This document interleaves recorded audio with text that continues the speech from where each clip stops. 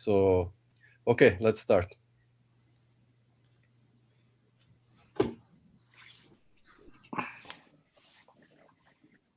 Hi, everybody, and welcome to our live stream series. Each week we will invite a coach, athlete, official, administrator, or volunteer and learn more about them and their journey within Table Tennis Canada. Translation by Adam, please. Alors, une fois par semaine, on va rencontrer des joueurs, des entraîneurs, des personnes qui sont impliquées dans le tennis de table au Canada et on aura une conversation avec eux. Today, we're excited to welcome the two recipients of the Champlain Table Tennis Club Scholarship, Ontario's Joyce Matteo and Quebec's Matteo Martin. Alors aujourd'hui, on a une rencontre spéciale avec ceux qui ont reçu la bourse d'études du club tennis de table Champlain, et c'est Joyce Matteo de l'Ontario et Matteo Martin du Québec. We also invited Matteo's coach Thierry Verviers from Club de Tennis de Table Prestige de Montréal to share some of the experiences with Matteo over the last few years. Nous avons aussi invité l'entraîneur de Matteo, Thierry Verviers, un entraîneur de très longue durée, moi je connais depuis très longtemps, qui nous rejoint et qui va donner aussi ses impressions sur certains aspects du tennis de table. Congratulations to both of your scholarship recipients, and over to you, Adam.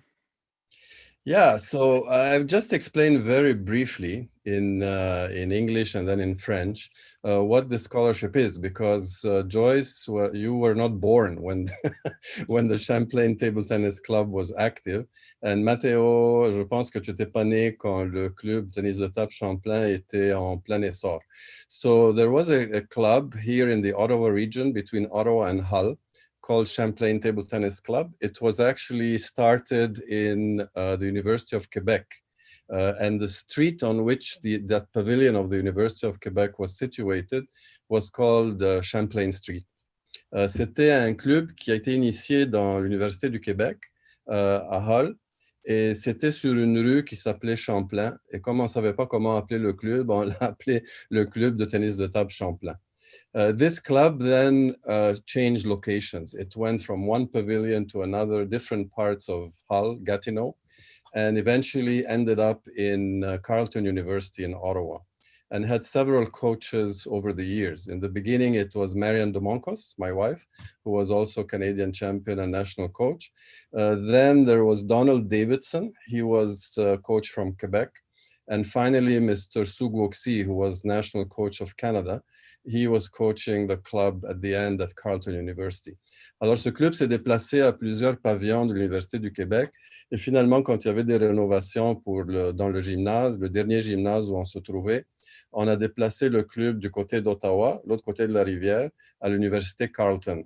Il y a eu beaucoup d'entraîneurs, Marianne Domonkos parmi celles qui ont entraîné dans ce club, aussi Donald Davidson et finalement l'entraîneur national aussi Guoxi Su. So let's explain what happened. When the club closed, eventually, after Mr. Su moved to Saskatchewan, it was at that time managed by Norman Tang. Norman Tang, his kids were playing in the club. So he was managing the club together with Mr. Su at the end. So when it closed, this club was doing very well financially. And it had a bank account, which my wife, Marianne Domonkos, and Norman Tang were looking after this bank account. And they decided just to put the money in savings and one day use this money to help young players. Alors, quand le club a fermé, parce que M. Su s'est déplacé en Saskatchewan, il y avait de l'argent qui restait dans le compte. Et cet argent a été mis dans un compte d'épargne qui accumulait des intérêts pour qu'un jour, les dirigeants du club, ma femme Marianne Domonkos et M. Norman Tang, décident comment on va utiliser l'argent. When I was re-elected president of Table Tennis Canada about a year and a half ago, I asked this question to my wife: what happened to this money in that club? And she said, it's still in a savings account and we would like to do something with it. So I invited Mr. Norman Tang and my wife to discuss. And their idea was, actually it was Mr. Norman Tang's idea, to give a scholarship to one player from Quebec and one player from Ontario every year, $1,000. And the reason one from Quebec and one from Ontario is because the club was sometimes in Quebec and sometimes in Ontario. And he specified that he would like it to go to juniors or those who are top juniors who are going into university. So a kind of educational scholarship. Alors, les dirigeants du club, finalement, après que j'ai été élu président, je leur ai demandé qu'est-ce qu'on va faire avec cet argent. Et ils ont décidé de l'octroyer en forme de bourse à un joueur du Québec, un joueur de l'Ontario, des joueurs qui étaient des bons juniors, mais qui rentrent à l'université ou au collège pour qu'ils puissent payer, pour qu'ils puissent utiliser l'argent pour leurs études. So that's the story behind it. So this money is quite old. I can tell you that when the club closed, Thierry knows, both of you were probably not born, or both of you were babies at the time. So now you're getting some money that has been sitting there for a long time, and because the interest accumulated, I think over the next maybe 10 years or so, there can be bursaries or scholarships given to players. So you're the second recipients. Last year already scholarships were given out, one to Ontario, one to Quebec, and you are only the second ones. So tell me, let's start with Joyce. How are you going to use the money?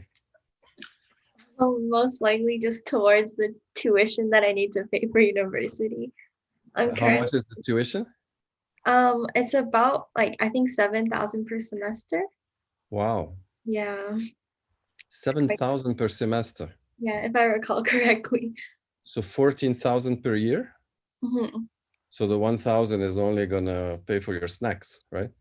Still helps though. Still helps. And what are you studying? I'm studying medical sciences.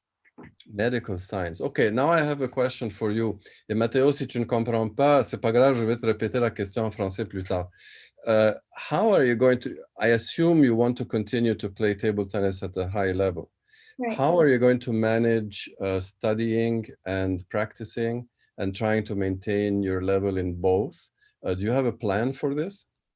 So for now, like because of COVID-19, it actually works out better for me because I can like attend university from home, and that means I still have this access to the same like training partners and coaches that I used to have. And then as for like what's going to happen in the future, I'm still not entirely sure yet, but I do know that I want to try my best to like continue to manage both at the same time. And then of course, like with time constraints, it's really hard, but then I've already had some practice doing this throughout like high school, so we'll see how it goes. Okay, I'll give you some advice because my wife went through this when she was a top player in Canada. She had the ambition to be a good player, as good as she can be internationally. But at the same time, she was the kind of person that liked academia, like she liked to study, she liked to go to university, she got several degrees. And the way she did it, and with Thierry and maybe with Thorsten also, we will try to organize a webinar and invite her and others to give their experience how they managed. Because in her case, what she did is, let's say her program was 4 years, for example, right? She would do it in 6 years. So she would plan her, I don't know if you can still do this at university now, but then you could do term by term. So you could skip a term and do it the following year, something like that. So prior to World Championships, for example, she would skip a term. Sometimes she would skip the whole year and just focus on training, going to training camps, to China, to Europe, in Canada, and playing in all the tournaments and so on. So she does really well at the World Championships. And then she would reduce a little bit the table tennis and focus on the studies for one term, one semester, and so on. So she managed actually to get her degree plus to get a postgraduate degree in a period of about 7 years. It normally would have taken 5 years. In her case, it took 7.5 years. But what was very good is that she was able to play her top table tennis while she was still young. Because often what people do is they go to university, they quit the sport, and then they try and come back after university, but it's too late because everybody else has gone above them. So this is something you should consider and discuss with your parents and with your coach, how you can maybe stretch a little bit the academic part so that you can train more. That's one advice. Second thing, Thierry and I, we know very well because of our age, is that when we were your age, when I was your age, to delay university by a year or 2 years seemed like impossible. Like, I want to finish as fast as possible. I want to get my degree. I want to get a job and so on. Now we realize that really it didn't matter that much. Whether you finish university in 4 years, 5 years, or 7 years, or even 10 years, doesn't matter, because eventually you will get your degree. And eventually, if you're good at what you do, you will catch up and you will move up very quickly. But sport has a period that if you miss your peak, like your physical peak, you can never really achieve after that. So that's the dilemma that you really have to think about it. Have you thought about it a little bit? A little bit, yeah. I know that like a lot of players go through this, but then as of now, I don't really have a clear idea of like how I want to approach it in the future. I was just wondering for your wife, like when she was attending school and she wasn't she wasn't like preparing for a major competition, how was she able to keep practicing throughout it? Well, when she reduced practice, when I say she reduced practice, it means she practiced every day, maybe 2.5 hours a day, every day, maybe 2 hours a day. When she was practicing full time, she would practice twice a day, like in the morning and then in the evening, and then physical training in the afternoon. So she was really playing like a professional when she was not going to university. When she was going to university, she still practiced every day and would take probably on Saturday only half, like shorter practice, and on Sunday she would take off, to get ready for the week in university. Not everybody can do this. You have to be very well organized. You have to have focus and you don't waste time. That means that when you're practicing, you're thinking only about practicing. You're not thinking about your medical studies. And when you're in your medical studies, you're not thinking about the match you lost yesterday. You're thinking only about the studies. So you really have to have that kind of mind that you can focus very well. I think you can, because I saw you play matches. One of your strengths is focus, right? No, thank you. You agree? Hopefully. I would like to think so. No, because some players, they play and they see everything except the ball in front of them. They hear the spectator up in the stands. They hear the other players coach. The umpire bothers them, and other players are completely focused. They're doing what they have to do at the table. So if you're that type, I think you can succeed in mixing university and studies. OK, Matteo, je vais te demander la même question. Et essaye de répondre un petit peu plus qu'elle, parce que c'est moi qui a parlé la plupart du temps. Maintenant que tu es rentré à l'université ou au cégep, tu es où, au cégep ou à l'université? Non, je suis à l'université, ouais. Première année? Non, c'est ma deuxième année maintenant. Deuxième année. Alors toi, tu es déjà engagé pas mal. Comment est-ce que tu arrives à coordonner ton horaire en ce qui concerne les études et l'entraînement? Est-ce que tu es capable de garder un niveau d'entraînement et de compétition assez élevé? Ouais, dans le fond, moi, j'ai la chance je peux choisir les cours que je veux faire, combien de cours que je veux dans la session et les horaires. Donc, dans le fond, avant ma session, je m'arrange souvent avec mes coachs pour voir quand est-ce que je peux m'entraîner. Et en fonction de ça, je prends aussi les cours dont j'ai besoin. Et du coup, j'essaye, en ce moment, je fais souvent, je prends les cours le matin. Donc, Là, c'est sûr qu'avec le coronavirus, on est à la maison. Mais sinon, j'allais même en cours avant le matin. Comme ça, l'après-midi, je pouvais aller m'entraîner en faisant souvent le sport-études avec ceux qui sont plus jeunes et qui font le sport-études. Et après, le soir, je revenais ici pour étudier. Et donc, dans le fond, au final, je pouvais quand même pratiquer pas mal, même en faisant mon université, quoi. OK, mais vous êtes chanceux parce qu'au Québec, vous avez le système de sport-études qui est plus flexible, je pense. Alors toi, ton programme, normalement, si tu ne faisais pas de sport, c'est combien d'années pour avoir ton diplôme à la fin? C'est 3 ans. C'est 3 ans, mais en fait, dans le fond, je fais un baccalauréat en administration qui est plus spécialisé en marketing pour moi. Et du coup, ça se finit en 3 ans. Si je suis à temps complet. Si je suis à temps complet, c'est 3 ans. Mais après, si j'ai envie de faire maîtrise, etc., après, ça dure un peu plus longtemps. Ouais. Et toi, dans ton cas, la façon que tu fonctionnes maintenant, tu vas finir ça en quoi? 4 ans, 5 ans ou... C'est ça. En fait, pour moi, en fait, temps complet, pour moi, c'est 5 cours par session. Mhm. Et l'année passée, j'avais commencé avec 5, j'avais trouvé ça beaucoup. Du coup, j'avais réduit à 4 la session passée. Et là, comme on est en ligne et tout, bah, c'est un peu plus facile de s'arranger encore avec les horaires et tout. Du coup, j'ai repris 5. Mais comme vous l'avez dit et tout, peut-être que je vais prendre un peu moins pour pouvoir aussi faire plus de tennis de table et me concentrer aussi sur le tennis de table. Oui, ce que je disais à Joy, c'est que le problème avec notre sport en particulier, c'est qu'on atteint le maximum, on est au maximum de notre niveau physique et pas nécessairement mental, mais surtout physique quand on est jeune. C'est-à-dire, il y en a beaucoup qui ont essayé de finir l'université d'abord et puis lâcher le tennis de table ou le sport qu'ils pratiquaient et puis revenir au sport après. Mais ils n'ont jamais rattrapé parce qu'une fois que Ouais. tu as laissé le sport pendant 2, 3 ans, c'est très, très difficile de rattraper. Alors, souvent, il y a ce dilemme. Qu'est-ce que je fais? Est-ce que je me concentre sur les études? Est-ce que je me concentre sur le sport? Il y en a qui sont capables de faire les deux. Il y en a qui abandonnent les études pendant une période, ils mettent ça à plus tard, ils se concentrent tout à fait sur le sport, surtout ceux qui veulent aller aux Jeux olympiques, ainsi de suite, et ils reviennent aux études plus tard. Alors, tout dépend de la personne, la capacité de la personne et aussi quels sont tes objectifs. Je vais juste mentionner à Joyce ce que tu as dit. What Matteo just said is that in his case, and he's quite lucky because in Quebec they have something called sport études, which means to study and to have sports activity. This is a government program. So he can actually stretch, his program is a 3-year program. In Quebec, they do college 2 years and then 3 years of university. He's in his second year of university and he can stretch the program by taking less courses per session. And that way, instead of finishing university in 3 years, he may finish in 4 years or longer. So I don't know if you're able to do that, but in his case, it allows him to continue to practice.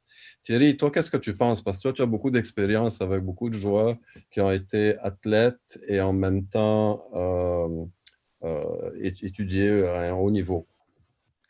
Je pense que tes conseils sont très bons, là. Je prends par exemple Marie-Christine Roussy au Québec qui a fait, je pense, 2 fois les Jeux olympiques, qui finalement a étudié en médecine puis à très haut niveau. Et c'est exactement comme Marianne, ta femme, là. C'est-à-dire qu'à certains moments, elle s'est entraînée beaucoup, surtout quand elle s'entraînait pour les Jeux, donc les études étaient moins importantes, là. Elle passait moins de temps dans les études. Puis à certains temps, elle mettait plus de temps dans les études.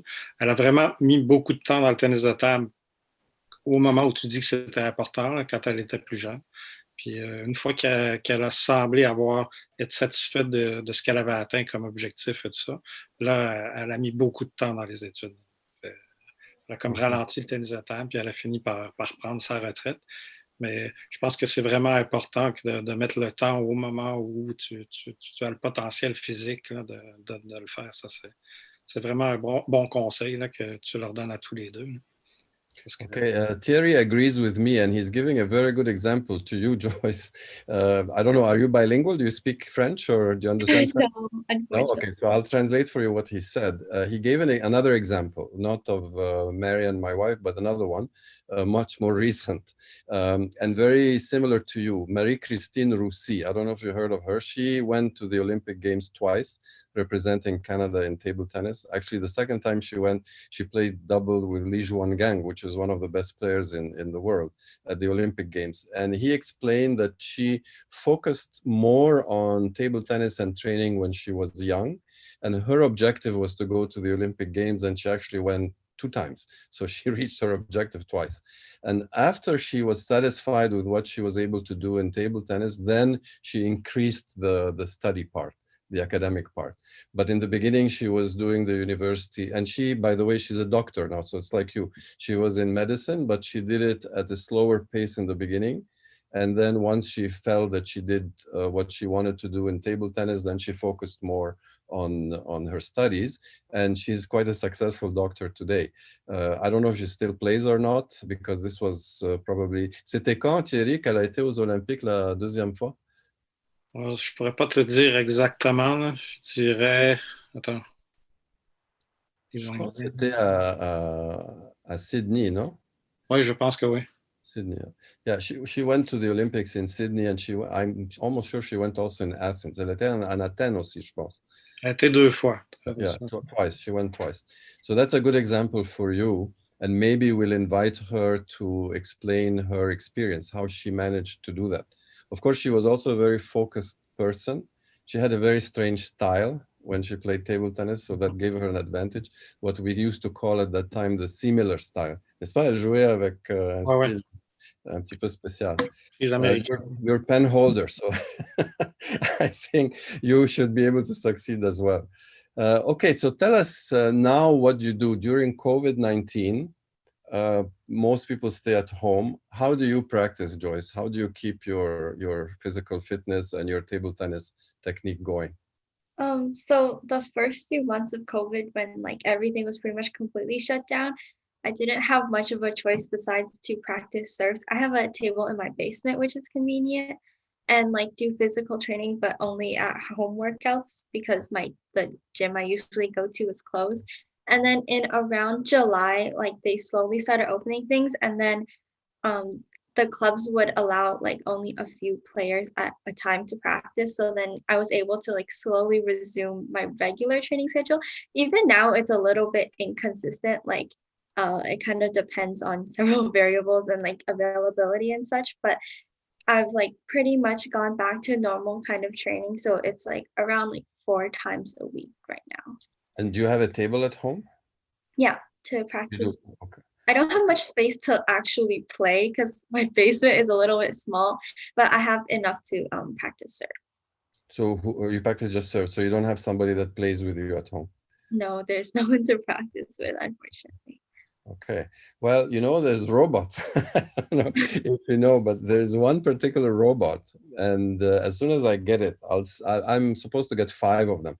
So as soon as I get it, I will make some little contest, and the first 5 that respond, I will send them each one. This robot is new. It's quite different than all the robots that exist. You can program it with your phone, with your smartphone. So you can actually even simulate a match that you played. So for example, let's say you played against Matteo and the first serve was short on the forehand, then it was a long ball on the backhand. You enter this information and you will get a replica of what happened during the match. So you can practice against certain patterns, you can practice against certain spins. The only thing is that you don't have a person in front of you, you have a kind of a box in front of you. So you have to imagine that the person is there, but the ball will come to you exactly. Oh, sorry.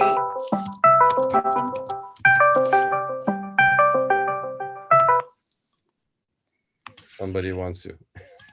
Someone's calling, I'm sorry. Anyway, so you can practice all kinds of patterns and and you can replicate what has happened in the match. So if, for example, you had a particular problem, you can repeat this over and over again to fix it. But it's not ready yet. It should be ready in the next 2 to 3 months. So when we receive it, then I will have a little contest. The first one to answer will get one. Thierry, est-ce que tu peux expliquer un petit peu, Matteo, comment est-ce qu'il s'entraîne maintenant dans cette période? Est-ce qu'il vient toujours au club avec toi ou est-ce qu'il y a beaucoup d'entraînement qui se fait à la maison ou ailleurs? Durant la période du COVID, les clubs étaient fermés. Donc, Matteo a un frère d'un bon niveau. Donc, ils avaient installé une table, je pense, dans la cuisine ou dans le salon. Ouais. Dans le salon, OK. Et puis, donc, ils ont réussi à maintenir certains taux de pratique comme ça. Ils faisaient beaucoup de physique aussi, conditionnement physique. Et on a essayé aussi, avec les entraîneurs du club, de maintenir une atmosphère de groupe en faisant des zooms comme on fait ce soir. Bon, pour échanger au niveau de la tactique, préparation mentale, puis différentes choses comme ça. Ils faisaient aussi du physique en groupe de cette façon-là. Puis après que le COVID a été passé, Matteo, comme il dit, il s'entraînait de soir, de temps en temps, beaucoup au sport-études de son club à Prestige, même si les joueurs sont plus jeunes puis un peu plus faibles que lui. Et aussi, il faisait des entraînements au centre national à Montréal avec Vincent au moins. Mais là, évidemment, tout est reparti de travers cette semaine. Mais les dernières nouvelles qu'on a, c'est qu'on allait pouvoir s'entraîner. Mais pas à notre club. C'est un peu compliqué au Québec. Là, c'est que les primaires et secondaires peuvent continuer à s'entraîner au sport-études, mais les collégiales et universités ne peuvent pas. Ça fait Les Matteo est règlements, obligé. ouais, ouais. Ouais. OK. Mathieu, je sais pas pourquoi je t'ai appelé Mathieu, je ne sais pas. C'est pas Est-ce que grave. c'est ton nom? Hein, C'est c'est Matteo. Ouais, Est-ce Mathéo. que Matteo, c'est raccourci pour Mathieu ou c'est Matteo, tu es né Matteo? Non, je suis né Mathéo. Tu es né Matteo, OK. C'est un nom spécial, tant mieux pour toi. Alors, Joyce a dit qu'elle, elle pratique beaucoup les services à la maison. Mais elle n'a personne avec qui elle peut jouer à la maison. Ça veut dire qu'il faut qu'elle aille au club ou il faut qu'elle aille s'entraîner dans des places où c'est limité à 2 ou 4 personnes. Mais à la maison, elle peut faire beaucoup de services. Toi, est-ce que tu as fait pareil dans ton salon avec la table que tu as installée? C'est ça, parce que dans le fond, on habite dans un appartement. Donc, Oui. c'est un peu compliqué quand même un petit appartement. C'est quand même un peu compliqué de mettre une table. Mais on est quand même allé la chercher à la Fédération du Québec. Et ouais, au début, en fait, on faisait beaucoup de services. Mais comme a dit Thierry, j'ai un frère qui est quand même fort. Du coup, je pouvais faire du service retour ou quelques exercices des fois ouais, bah, surtout du service retour. C'était vraiment le plus pratique parce qu'on ne pouvait pas vraiment bouger. Mais sinon, faire des top spins, genre coup droit, juste pour garder le toucher, quoi, et tout. Et, mais ouais, j'avais cette chance d'avoir mon frère pour pouvoir jouer là. Sinon, ça aurait été peut-être un peu plus compliqué. Mais ouais, sinon, on faisait aussi beaucoup de physique et c'était surtout ça. Mais vu que tu as un frère, il habite avec vous, ton frère? Ouais. Ah, vous auriez pu jouer des entraînements normaux, non? Mais c'était un peu compliqué quand Facile. même, genre pour bouger et tout, avec les voisins, etc. C'était quand même assez compliqué. Ça glissait et tout, mais on a quand même fait là, des exercices comme ça de déplacement et tout. Mais on faisait beaucoup plus de service retour qui était plus facile à faire Okay. que du déplacement. So in his case, he says that this to you, Joyce. Now he says that because his brother lives in the same apartment as him. I mean, his brother is very good also. His brother got the silver medal at the Swedish Open in cadet. En cadet, c'est ça? Il était en Ouais. cadet. No, wait, in cadet. So he's younger than him, but very good player as well. So they could practice, but because they live in an apartment, they put a table in the living room. I'm sure their parents were very happy. So they put the table in the living room and they were practicing in the living room, but there's not enough space to do, footwork and to do proper practices. So they were practicing more the short game, service return, and so on, that kind of thing. You don't have somebody that nobody in your parents or in your family can play with you in the basement? Not really. Also, I just realized that even if I had someone to play with, I probably couldn't because currently, like because of the COVID-19 situation, my mom, my dad, and my sister all work from home. I probably would have been a bit too noisy for them. Okay, okay. But you know what you can do? I mean, I used to do this when I was a kid. I used to go sometimes to the club where I used to play, and there would be nobody there, except some guy that was cleaning there was like a corridor leading to the table tennis hall. He was cleaning and so. So I went, this was before people knew about motor ball or multi-ball practice. So I used to tell him, okay, take a break and come over and just throw the balls at me. So he would just take balls and throw them at me and I would move and hit the ball and so on. So this you can do, you can have, now of course people are very good, like Thierry, are very good at doing a motor ball. But even if they're not, like your parent, your mother, or your father, you just challenge them, put a dime or a quarter on 2 parts of the table and say, aim the ball here, aim the ball there, and you move around and hit, with your. So there's ways, with some imagination, there's ways of still training while you don't have a partner. It's not the same, of course. It's not as easy, but there's ways of doing it. J'expliquais à Joyce que même si elle n'a pas de partenaire, elle pourrait peut-être demander à ses parents de lui lancer des balles, pas nécessairement d'une façon technique parfaite, mais juste lui lancer des balles pour qu'elle puisse se déplacer et qu'elle puisse jouer. Toi, est-ce que vous faites des paniers de balles chez vous à la maison? Ouais, bah, c'est ça que pendant le confinement, ça m'a fait penser à ça quand vous en avez parlé. Mais ouais, on faisait des fois, en fait, on essayait de faire une fois par semaine au moins une séance avec panier de balles. Donc à peu près 2 heures et en gros, on tournait à chaque panier, on tournait, etc. Et donc ça, c'était vraiment pratique aussi, hein, parce que bah, mon frère ou moi, je lui donnais le panier et on pouvait bien donner le panier, quoi. La balle allait à la bonne place et tout. Donc ça, c'était vraiment pratique pour ça. Oui, ça c'est très intéressant parce qu'on peut répliquer beaucoup de choses et tu peux te déplacer, on peut faire des affaires systématiques ou pas systématiques, ça aide beaucoup.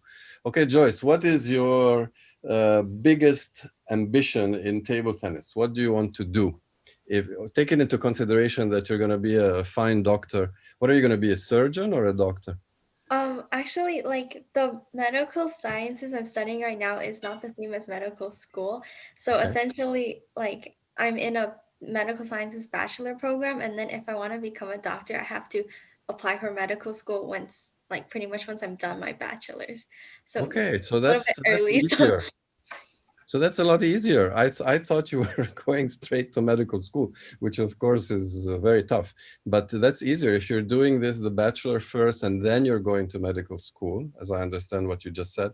Then in this period where you're doing your bachelor, for sure you can organize yourself to still train a lot. You'll have to convince your parents, of course, that this is something you want to do. And if you have a good goal to achieve, maybe going to the next Olympics, which is in 4 years or so, that could be your goal. So let me ask you again, because I'm putting words in your mouth. What is your real goal? I Table think tennis. like currently, because since last year I won the junior national title, I think like a good next step would be to aim for the senior national title. And then as you said, like everyone dreams of like going to the Olympics. So if it's possible, like in 4 years, that'd definitely be like a dream come true. Yeah, but you have to try hard, right? For Because sure, the for sure. problem with going to the Olympics is that you have to qualify. So Mhm. you have to beat a lot of people to get to the Olympics first. But another thing is a lot of people say, I like to go to the Olympics. But just to go to the Olympics is not necessarily a goal by itself. You want to go to the Olympics and do well. I don't say that you want to win a medal or something like this. You want to do the best you can do. So when you come back from the Olympics, you feel good that you performed at your highest level.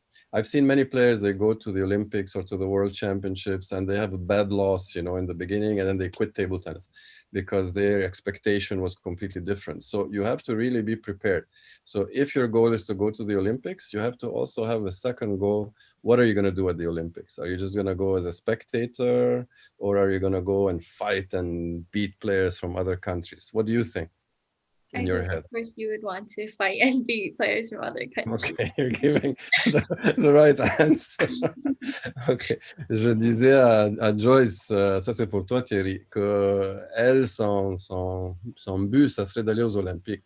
Et beaucoup de joueuses et de joueurs, justement comme Marie-Christine aussi, et ma femme et d'autres, sont allés aux Olympiques. Mais souvent, il y en a qui vont aux Olympiques, et puis, ou même les championnats du monde, et puis quand ils reviennent, ils abandonnent le tennis de table. Au Québec, il y en a eu plusieurs comme ça, et aussi dans d'autres provinces, parce qu'ils ont un choc, ou parce que leur objectif, c'était d'aller aux Olympiques. Il n'y avait pas d'objectif après. Ça veut dire que ce n'était pas d'aller aux Olympiques et puis jouer le mieux que je puisse jouer, de gagner peut-être la première ronde, peut-être la deuxième ronde. Ils étaient satisfaits juste de se qualifier aux Olympiques. Toi, quand tu conseilles les joueurs, comment est-ce que tu les conseilles en ce qui concerne établir des objectifs? D'abord, des objectifs qu'ils peuvent atteindre, mais aussi des objectifs un petit peu rêves. Justement, il faut qu'ils aient, comme tu dis, deux types d'objectifs. Il faut qu'ils aient des objectifs réalistes qui sont motivants et qu'ils peuvent atteindre, mais ça prend aussi des objectifs rêvés. Puis les objectifs rêvés, ils servent aussi à motiver le joueur, ça c'est clair. Puis on a eu un problème au Québec, je dirais, dans les dernières années, c'est que les joueurs, ils ne rêvaient plus. C'est-à-dire que pour eux, les Jeux olympiques, c'était comme inaccessible. Le championnat du monde, c'était inaccessible. Puis même parmi les entraîneurs, c'était le cas aussi. Là. C'était comme le niveau est trop haut, on ne peut plus y arriver. Et ça a changé un peu quand Marles Martin est venu entraîner au Québec. Et lui a comme essayé de changer cette mentalité-là. Puis je pense que ça commence à se transmettre chez les joueurs. Il y a plus d'objectifs rêvés parmi les jeunes. Et puis, il faut continuer à leur dire, oui, mais ça prend aussi des objectifs réalistes, mais des objectifs rêvés. Certains joueurs se sont découragés l'un à l'autre aussi. C'est comme ceux qui avaient des objectifs rêvés, mais il y en a qui se moquaient d'eux autres. Tu vois, ça aussi, ça arrive entre joueurs. Ouais. Ça aussi, il y a une éducation à avoir là-dedans. Mhm. Okay, Thierry agrees with me, Joyce. He says that when he advises the players that he coaches, he establishes, or he tries to have them establish, two types of objectives. The first one, very realistic, that they can attain, and then the next one, realistic, that they can attain, and so on. But there always has to be a very high objective and goal that they dream about, that they want to achieve. And the more you dream about it, the more you make it real in your mind, then it's easier to achieve. So his style is to give objectives by levels, by steps, but always to keep in mind some kind of very high objective. And that he thinks is the right way to proceed. So I will give you one example, and it's a player from Brazil. You know, his picture is behind me here, this way, behind me, is Calderano. Calderano was a very ordinary player. I saw him when he was younger than you, 14, 15. He was not necessarily a top player. He didn't appear as a super talented player, but he was, in French we say acharné. It means he was like a mule. You know, he had his objective, and his objective was to be one of the top 10 players in the world, and he would do everything to achieve this objective. So when he played, he always thought about it. Of course, he had his steps. That first he has to be junior champion in Brazil, then he had to be senior champion in Brazil, then he had to, you know, improve, then play in a club in Europe, and so on and so forth. Today, he's in the top 5 in the world. Top 10 for sure, sometimes even top 5. So it is possible. It's not an impossibility, but maybe he chose sport instead of education. In your case, you're trying to do both, so your objectives have to be more realistic. Je donnais à Joyce l'exemple de Calderano qui a atteint des objectifs très élevés, et aussi Jean-Michel Sèvres, que toi tu connais, Thierry, parce qu'il vient de Belgique. Dans le temps de Jean-Michel Sèvres, quand il était un junior, la Belgique n'était pas forte en tennis de table. Ils étaient 50e au monde. Mais lui, il a décidé qu'il voulait être un des meilleurs au monde. Il a été champion d'Europe, il a été numéro 1 au monde. Ça veut dire que c'est réalisable. Okay, let's close. Thorsten, are you there? Are you coming back with us? Because you disappeared for a while. There he is. So Thorsten, do you have any questions to the two athletes and to Thierry? No, I think you covered everything, and I think it was just great to have the knowledge that you have and the understanding from the game and the experiences that you have. So it's great to get not just the answers from the scholarship winners, but also then from you itself as well. So no, okay, I think so it was let's fantastic. finish with a statement from each athlete. Let's start with Joyce. What do you have to say to other players? What I have to say to Putting you on the spot now. Definitely, I think like it's a unique situation right now to all of us. Like it's something that we've never encountered before, and I think like just like you advised me earlier, like find any way possible to practice and like keep up your physical condition and find ways to like practice creatively. I think like I definitely miss seeing all of you guys on like in the competitions, and I also wanted to add that like to thank you for the scholarship opportunity. I think like it's it definitely helps, and yeah, that's pretty much it. If you don't succeed as a doctor, you could be a good politician. Toi, Matteo, tu as quelque chose à dire aux autres athlètes, aux autres joueurs? Bah, moi, je dirais un peu pareil que Joyce, que c'est sûr qu'on est dans une période difficile, mais je pense que n'importe qui a la passion du tennis de table, bah, c'est vraiment pas le moment de se décourager et il faut vraiment aller de l'avant. Et je pense que n'importe quel athlète qui a des rêves et tout, bah, faut qu'il y croit et il peut y arriver s'il y croit vraiment fort. Okay, thank you, Joyce. Thank you, Matteo. Merci, et merci, Thierry. I leave it to you, Thorsten, to conclude. Yeah, thank you very much, everyone. Thank you, Adam, and congratulations again to both you, Matteo and Joyce. And it was great having you, Thierry, as well. So everybody have a good night and stay tuned for our next live interviews. Thanks, everybody. Merci beaucoup. Merci. Au revoir.